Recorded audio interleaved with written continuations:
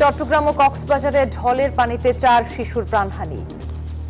আমার বাচ্চা আমার আব্বু তিন বাটাং বাজে আমার বাচ্চা আমাকে এভাবে দৌড়ে চলে যাচ্ছে। আসলে 4টে বাচ্চা এখানে পড়ে গেছে, 3জন উদ্ধার হয়েছে, 1জন নিখোঁজ আছে। বিপর্যস্ত পাহাড়ি জনপদ। বেশি হওয়ার কারণে দেখেন আপনারা কিছুক্ষণ আগে একটা লাশ আসছে, লাশটা নামাতে পারে নাই। অধিকাংশ মানুষ এখন পানিবন্দী আছেন, যার কারণে মানুষ যাতায়াত একদমই করতে পারতেছে না। বিভিন্ন জেলায় নিম্নাঞ্চল প্লাবিত, মানুষের পাশে থাকার নির্দেশ প্রধানমন্ত্রীর।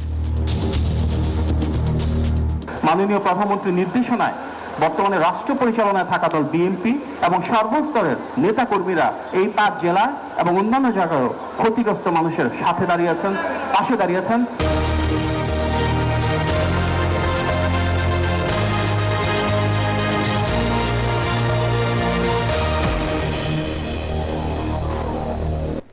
দর্শক দেখছিলেন প্রধান শিরোনাম।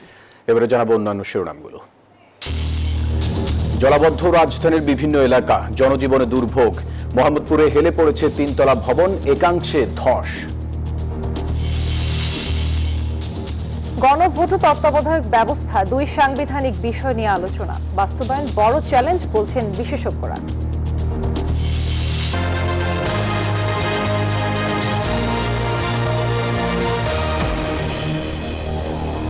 দর্শক স্বাগত নিউজ 24 সংবাদে। আর পুরো আয়োজনে আপনাদের সাথে আছি আমরা দুজন, আমি ফয়সাল মাহমুদ এবং আমি জান্নাতুল ফেরদৌস রুবা। দর্শক দেখছিলেন বিআরবি কেবলস সংবাদ শিরোনাম।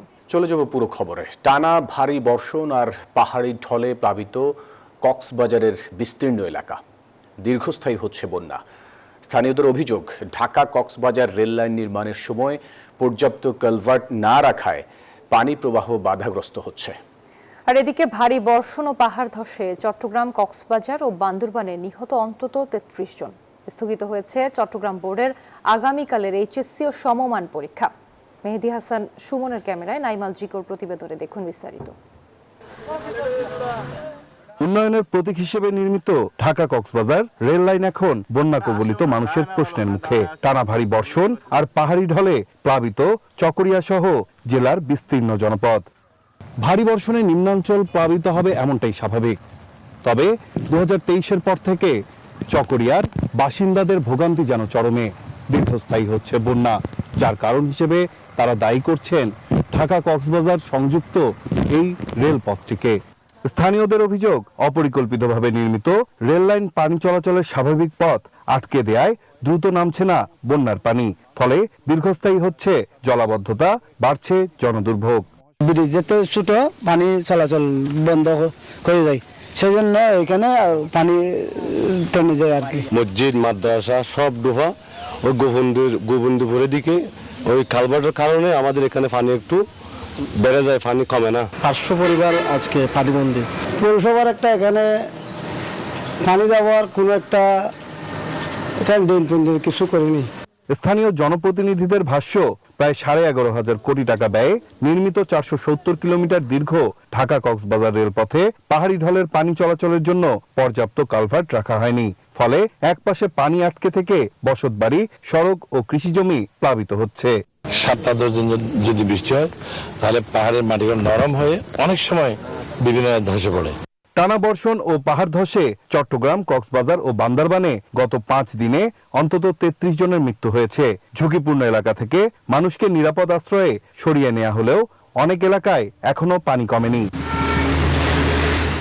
স্থানীয়দের দাবি, শুধু ত্রাণ নয়, স্থায়ী সমাধানের জন্য রেলপথে পর্যাপ্ত কালভার্ট ও কার্যকর পানি নিষ্কাশনের ব্যবস্থা নিশ্চিত করতে হবে। অন্যথায় প্রতি বর্ষায় এই দুর্ভোগের পুনরাবৃত্তি ঘটবে। নাইম আল জিকো, নিউজ 24, চকরিয়া, কক্সবাজার। টানা বৃষ্টি ও পাহাড়ি ঢলে বিপর্যস্ত চট্টগ্রাম ও সিলেট অঞ্চল। ডুবে গেছে বাড়িঘর, ফসলি জমি। সড়কে পানি ওঠায় অনেক এলাকায় বিচ্ছিন্ন যোগাযোগ ব্যবস্থাও। কক্সবাজারের চকরিয়া ও চট্টগ্রামের বাঁশখালীতে পানিতে ডুবে মৃত্যু হয়েছে 4 শিশুর। বন্দরনগরের পানি সরতে শুরু করায় ভেসে উঠছে জলাবদ্ধতার ক্ষত চিহ্ন।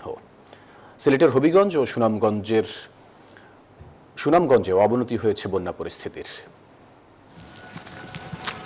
চারদিকে থই থই করছে পানি। টানা বৃষ্টি আর পাহাড়ি ঢলে কোথাও জলাবদ্ধতা, কোথাও বাঁধ ভেঙে পানি ঢুকেছে লোকালয়ে। চট্টগ্রামের বাঁশখালীতে বাড়ির উঠান থেকে পাহাড়ি ঢলে ভেসে যায় 2 শিশু, পরে তাদের মরদেহ উদ্ধার করেন স্থানীয়রা। সাঙ্গু নদীর পানি লোকালয়ে প্রবেশ করে সাতকানিয়া, বাঁশখালীর লাখ লাখ মানুষ এখনো পানিবন্দী। ওইদিকে পানিগুলো চাপের কারণে আমরা ঘরে একাধিক পানি হয়েছে। ঘরের ভিতরে ভাইয়া পানি, প্রচুর পানি, বৃষ্টি যখন পরে এই সময় পানি প্রচুর গলা সমান। প্লাবিত হয়েছে কক্সবাজারের নিচু এলাকাও। চকরিয়ায় নৌকো উল্টে গিয়ে মৃত্যু হয়েছে 2 শিশুর। 2 সন্তানকে হারিয়ে দিশেহারা বাবা আব্দুল মালেক। আমার বাচ্চা আমার আব্বু তিন বাটাং বলছে আমার বাচ্চা আমাকে এভাবে দই জড়িত হচ্ছে। আরেকটা আমার হাতে, আমি আর উঠতে পারি নাই, গলা জুড়ে আমি ছেড়ে ধরেছি, আবার ছোট বাচ্চাটা নিয়ে আসছি আমি। চট্টগ্রাম শহর থেকে নামতে শুরু করেছে পানি। বৃষ্টির তীব্রতা কমায় কিছুটা স্বস্তি ফিরলেও জলাবদ্ধতার ভয়াবহতা পুরোপুরি কমেনি। আমাদের থাকার কোনো উপযোগী না, ভিতরে যে গন্ধ, ময়লা, ফসা পানি ঢুকি আমাদের সব রুমগুলো একবার নষ্ট হয়ে গেছে। আকস্মিক পাহাড়ি ঢলে শেরপুর নলিতাবাড়ি সড়কের প্রায় 30 মিটার অংশ বিধ্বস্ত হয়েছে। হবিগঞ্জের খোয়াই নদীর প্রতিরক্ষা বাঁধ ভেঙে সদর উপজেলার অন্তত 10 থেকে 15টি গ্রাম প্লাবিত হয়েছে। বাঁধ ভেঙে আমাদের গ্রাম প্লাবিত। পানি আস্তে আস্তে বাড়ে, বাড়তে যে গরু, ছাগল, হাঁস, মোরগ এসব পানির নিচে।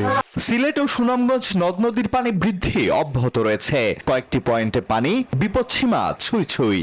বন্যার পাশাপাশি পাহাড় ও টিলা ধসের ঝুঁকিও বেড়েছে। Desk report, news 24।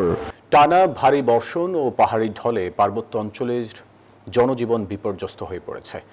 পাহাড় ও সড়ক ধসে অনেক স্থানে বন্ধ যোগাযোগ, পানিবন্দী লাখো মানুষ। ডুবেছে বাড়িঘর, ফসলি জমিও। অতি ঝুঁকিপূর্ণ এলাকাগুলোতে জরুরি আশ্রয়কেন্দ্র খুলেছে প্রশাসন। প্রতিনিধিদের পাঠানো তথ্যচিত্রে ডেস্ক রিপোর্টে দেখুন বিস্তারিত। রাঙামাটির বাঘাইছড়ি সড়ক বৃষ্টির কারণে এতটাই ভেঙে গেছে যে হাসপাতাল থেকে মরদেহবাহী অ্যাম্বুলেন্স নিয়েও গন্তব্যে পৌঁছানো সম্ভব হচ্ছে না। ফলে স্বজনরা বাধ্য হয়ে অ্যাম্বুলেন্স থেকে লাশ নামিয়ে স্ট্রেচারে করে পার করছেন সড়ক। এদিকে পানিবন্দী জেলার লাখো মানুষ।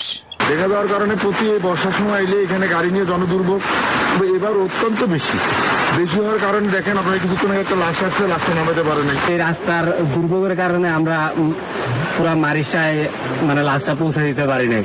বান্দরবানে টানা 6 দিনের ভারী বর্ষণে বন্যা পরিস্থিতি অপরিবর্তিত রয়েছে। বান্দরবান সদর সহ লামা, আলীকদম, রোয়াংঝুরি ও রুমা উপজেলা তলিয়েছে বন্যার পানিতে। ডুবেছে ঘরবাড়ি ও ব্যবসা প্রতিষ্ঠান। পানিবন্দী হয়ে পড়েছে 15,000-এর বেশি মানুষ।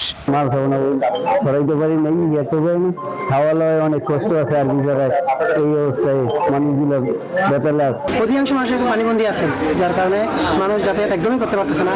খাগড়াছড়িতে আজও থেমে থেমে ভারী বর্ষণ অব্যাহত রয়েছে। 3টি সড়ক ডুবে যাওয়ায় এখনো সারা দেশের সঙ্গে যোগাযোগ বিচ্ছিন্ন রয়েছে। দীঘিনালায় মাইনী নদীর পানি উপচে প্লাবিত হয়েছে আশেপাশের এলাকা। নষ্ট হয়েছে ফসলি জমিও।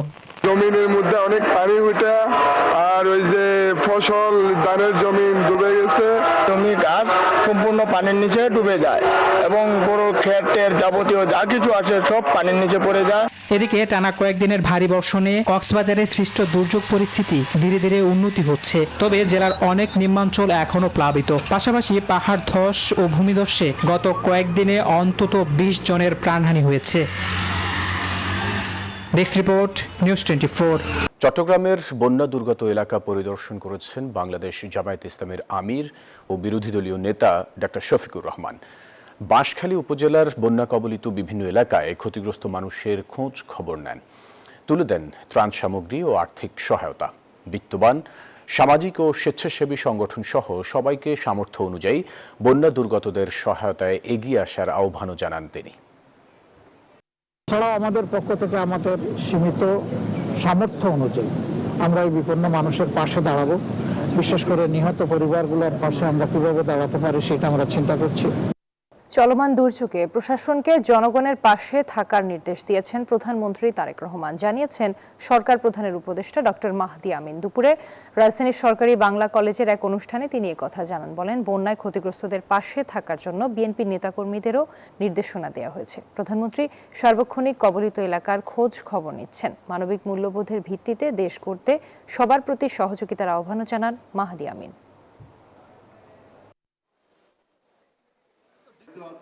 তাদের অনুষ্ঠান জনগণের সরকারের প্রধানমন্ত্রী হিসেবে মাননীয় প্রধানমন্ত্রীর নির্দেশনায় বর্তমানে রাষ্ট্র পরিচালনায় থাকা দল বিএনপি এবং সর্বস্তরের নেতাকর্মীরা এই 5 জেলা এবং অন্যান্য জায়গায়ও ক্ষতিগ্রস্ত মানুষের সাথে দাঁড়িয়েছেন, পাশে দাঁড়িয়েছেন এবং সম্পূর্ণভাবে প্রশাসন, আইন শৃঙ্খলা বাহিনী, যেখানে প্রয়োজন সেনাবাহিনী এবং রাষ্ট্রের গুরুত্বপূর্ণ প্রতিটি অনুষঙ্গ ক্ষতিগ্রস্ত মানুষদের কিভাবে কষ্ট লাঘব করা যায়, কিভাবে তাদের কাছে খাদ্যপণ্য পৌঁছে দেওয়া যায়, কিভাবে পানি পৌঁছে দেওয়া যায়, স্যানিটেশন নিশ্চিত করা যায়, সেগুলো নিয়ে কাজ করছেন। এদিকে টানা বৃষ্টিতে বিপর্যস্ত রাজধানীর জনজীবন। বিভিন্ন স্থানে জলাবদ্ধতা দেখা দেয়, ব্যাহত হয় যান চলাচল। বৃষ্টিপাতের এমন অবস্থা আরও 2 থেকে 3 দিন থাকতে পারে বলে জানিয়েছে আবহাওয়া অফিস। দেশের সব সমুদ্র বন্দরে 3 নম্বর ও নদী বন্দরে 1 নম্বর সতর্ক সংকেত বহাল রয়েছে। অঝোরে ঝরছে বৃষ্টি, ঘরবন্দি রাজধানীর মানুষ। জীবন জীবিকার তাগিদে যারা বের হয়েছেন পড়েছেন বিপাকে। সড়কে জলাবদ্ধতায় ব্যাহত হয় যান চলাচল। মিরপুর, কাজীপাড়া ও নিউ মার্কেট সহ এর আশেপাশের এলাকার সড়ক ছাড়াও অলিগলিতেও জলবন্দি মানুষ। আমাদের অনেক কষ্ট হইতেছে, আমরা অফিস আদালত করতে পারতেছি না, পানি উঠে পুরো ভরে গেছে। বৃষ্টির জন্য বসে থাকতে থাকতে কোনো ভাড়া পাই না, কিছু পাই না, যে অবস্থা এখানে এতটা পানি, হায়া খাটু পানি। একটা মানুষ রাস্তার এপার থেকে ওপার যাইতে পারতেছে না। রাস্তার ভিতরে যে পরিস্থিতি, অনেক গাড়ি নষ্ট হয়ে রাস্তার ভিতরে পড়ে রয়েছে। কারওয়ান বাজার পরিণত হয় ভাসমান বাজারে। পানির মধ্যেই বেচাকেনা করতে হয় ব্যবসায়ীদের। বাধ্য হয়ে কাদা পানি মারিয়েই বাজারে আসেন ক্রেতারা। টানা 4 দিন বৃষ্টি, আরো আবহাওয়া 2 দিন থাকবে। সরবরাহ একবারে কম হয়, বৃষ্টির কারণে মাল আসতে পারতেছে না। তো এমন বৃষ্টিপাত থাকতে পারে আরও 3 দিন, জানিয়েছে আবহাওয়া অধিদপ্তর। এই যে বাড়িতে ক্ষতিপূরণ বর্ষণ, এটা আগামী 12 তারিখ পর্যন্ত অব্যাহত থাকতে পারে। 13 তারিখ থেকে দেশের পূর্ব অঞ্চল এবং উত্তর অঞ্চলে বৃষ্টিপাত কমে যেতে পারে। এরপর সারা দেশেই 14 তারিখ থেকে বৃষ্টিপাত কমে যাওয়ার সম্ভাবনা রয়েছে। ঢাকা ও চট্টগ্রাম মহানগরীতে অস্থায়ীভাবে জলাবদ্ধতার পূর্বাভাস এবং চট্টগ্রাম বিভাগের যে পাহাড়ি এলাকাগুলো রয়েছে, সেই পাহাড়ি এলাকাগুলোতে পাহাড় ধসের সম্ভাবনারও পূর্বাভাস রয়েছে। টানা বৃষ্টির কারণে চট্টগ্রাম, 3 পার্বত্য জেলা ও কক্সবাজারে পাহাড় ধস অব্যাহত থাকার আশঙ্কা রয়েছে, বলছে আবহাওয়া অফিস। মাইদুল ইসলাম, নিউজ 24, ঢাকা। আপিল বিভাগের রায়ের পর দেশের সংবিধানে আবারও যুক্ত হওয়ার পথ তৈরি হয়েছে তত্ত্বাবধায়ক সরকার ব্যবস্থা এবং গণভোটের বিধান। দীর্ঘদিনের রাজনৈতিক বিতর্কের কেন্দ্রবিন্দুতে থাকা এই 2 সাংবিধানিক বিষয় নিয়ে শুরু হয়েছে নতুন আলোচনা।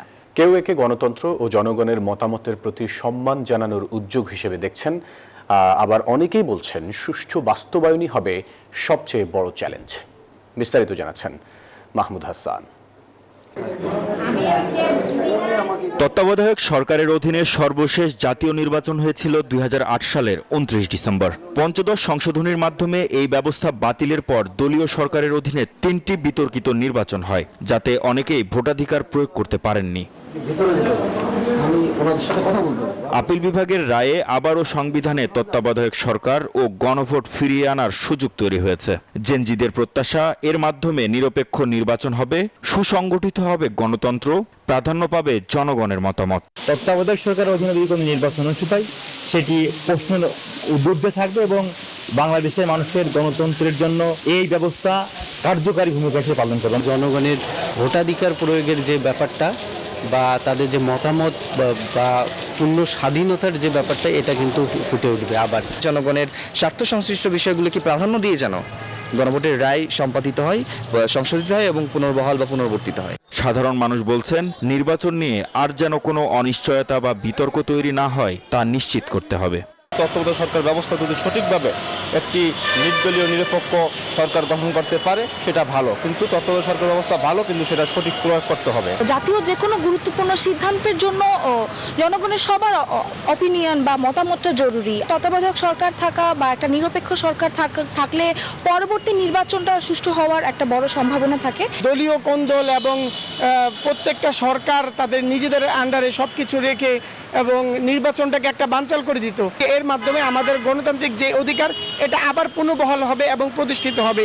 সংবিধান বিশেষজ্ঞ ও রাষ্ট্রবিজ্ঞান বিশ্লেষকরা বলছেন, তত্ত্বাবধায়ক ব্যবস্থা ও গণভোট গণতান্ত্রিক কাঠামোকে আরও অংশগ্রহণমূলক করার সুযোগ তৈরি করতে পারে। তবে এর সফলতা নির্ভর করবে আইনি ব্যাখ্যা এবং রাজনৈতিক ঐকমত্য এবং বাস্তবায়নের স্বচ্ছতার ওপর। বাংলাদেশে আমরা যে ধরনের রাজনৈতিক ব্যবস্থার মধ্যে আছি, তত্ত্বাবধায়ক সরকার অধীনে নির্বাচন হবে, এটি এখনো প্রয়োজন। নিরপেক্ষ যে নির্বাচন, স্বচ্ছ যে নির্বাচন, এই নির্বাচন কিন্তু কোনো সরকারের অধীনে আমরা দেখতে পাইনি, যার জন্য আমরা তত্ত্বাবধায়ক সরকারের অধীনে গিয়েছি। তাদের মতে সংবিধানের যে কোনো পরিবর্তনের মূল লক্ষ্য হওয়া উচিত জনগণের আস্থা বৃদ্ধি ও গণতান্ত্রিক প্রতিষ্ঠানকে আরও শক্তিশালী করা। তা কতটা বাস্তব রূপ পায় সেজন্য আগামী জাতীয় নির্বাচনের দিকে নজর সবার। মাহমুদ হাসান, নিউজ 24, ঢাকা। রাজধানী মোহাম্মদপুরে তিনতলা একটি ভবনের একাংশ ধসে পড়েছে, হেলে পড়েছে গোটা ভবনটি।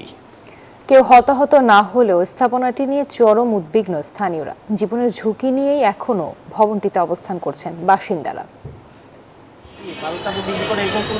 তিনতলা ভবনের একপাশ ভেঙে পড়ে আছে রাস্তায়, কিছু অংশ আছে ঝুলে, আর বয়সে পুরনো গোটা ভবনটি কাত হয়ে আছে একপাশে। রাজধানীর মোহাম্মদপুরের আজিজিয়া হাউজিংয়ের মাদ্রাসা রোডের এই বাড়িটির দ্বিতীয় তলার বারান্দার দেয়ালের একটি বড় অংশ হঠাৎ করেই ধসে পড়ে। শব্দ শুনে ছুটে আসেন আশপাশের মানুষ। অল্পের জন্য বড় ধরনের দুর্ঘটনা এড়ানো গেলেও আতঙ্কে বাড়ি থেকে বের হয়ে আসেন বাসিন্দারা। চাইলে আজকের দিনের ভিতরে আমি অন্য কোথাও ট্রিটমেন্ট করতে পারতেছি না। অবশ্যই ঝুঁকিপূর্ণ, যেহেতু একটা ভবন একটা সাইডে ধসে পড়ছে, অবশ্যই ঝুঁকিপূর্ণ। যে কোনো সময় ব্যাংক তো ফুটছে আর পানি। স্থানীয়দের অভিযোগ, বাড়ির বিভিন্ন স্থানে আগেই ফাটল দেখা দিয়েছিল, কিন্তু কোনো ব্যবস্থা নেয়নি। বাড়িওয়ালা তো কোনো কেয়ারই করে না, বাড়িওয়ালা শুধু ভাড়া খায়, ঠিক আছে, ওনাদের সিস্টেম হচ্ছে এটা। আর এখানে সবচেয়ে নিম্ন ফ্যামিলি যারা মনে করেন ভাড়া কমের বিদায় সবাই এখানে এসে থাকে। অনেক দিন থেকে বেকার হয়ে গেছে, এটা নিয়ে ওরা গুরুত্ব দেয় না। ওদের তো গুরুত্ব দেওয়ার কথা ছিল যে কোনো সময় একটা দুর্ঘটনা হয়ে যাবে। ভয় একটু আছে যে কোনো টাইমে হয়তো বা ভেঙে পড়তে পারে, এরকম হইতে পারে। আগের একটি ভূমিকম্পের পর থেকেই পুরনো ভবনটি ঝুঁকিপূর্ণ হয়ে পড়ে বলে জানান মালিক। এটিতে এখনো 10টি পরিবার বসবাস করছে। এখন ভাড়াটিয়াদের আমরা আগেই বলছিলাম, ঠিক আছে, মনে করেন যে জুনেই খালি করানোর কথা ছিল, যেই তো হয় নাই। আর এখন যেহেতু একটা পরিস্থিতির শিকার হয়ে গেছি আমরা, তখন বলে দেওয়া হয়েছে যে যারা বাসা দেখে তারা বাসা খালি করে দেবে।